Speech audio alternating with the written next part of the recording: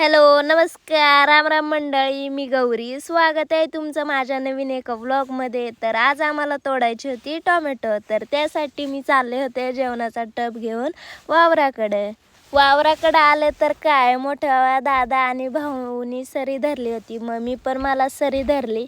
सरी तोडत तोडत पुढं आल्यावरती मला 2 जॉईंट असलेले टोमॅटो दिसले. आणि आम्ही सकाळी जेवून आलो नव्हतो, त्यामुळं एक वावर तोडून घेतलं आणि दुसऱ्या वावराला सुरुवात करायची होती. पण त्याआधी बोललं की जेवून घेऊया.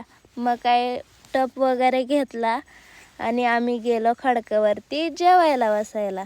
खूप भूक लागली होती. मग काय केली पटापट खायला सुरुवात आणि त्यात सगळे जेवायला बसलो होतो आणि त्यात होती चटणी आणि तांदळाची भाकर. तेवढं तोडून झाल्यानंतर मी वावरात आलो दुसऱ्या तोडायला. तर मला मोदकाच्या आकारासारखं टोमॅटो भेटलं होतं आणि त्यानंतर 3 असे जॉईंट असलेले टोमॅटो थोडं पुढं गेले आणि लगेच भेटले मला.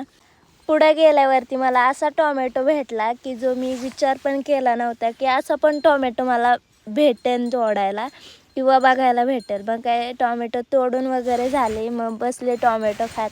तोपर्यंत दादा त्यांचं इकडं चाललं होतं आवता झुपायचं काम. का तर आज आम्हाला आवतावरती कॅरेट व्हायची होती. मग काय कॅरेट वगैरे वाहून झाले आणि सगळ्यात महत्त्वाचं काम म्हणजे टोमॅटो निवडून मार्केटला न्यायचं असते. मग ते सगळे निवडायला बसले होते टोमॅटो. बाकीचे सगळे टोमॅटो निवडत होते. शेळ्या आणि गुरं मस्त चरत होती आणि त्यात मला ड्युटी लागली होती, ती म्हणजे गुरं आणि शेळ्या सांभाळायची. तर मी पण म्हणलं आनंदाने चला मग वळूया शेळ्या आणि गुरं.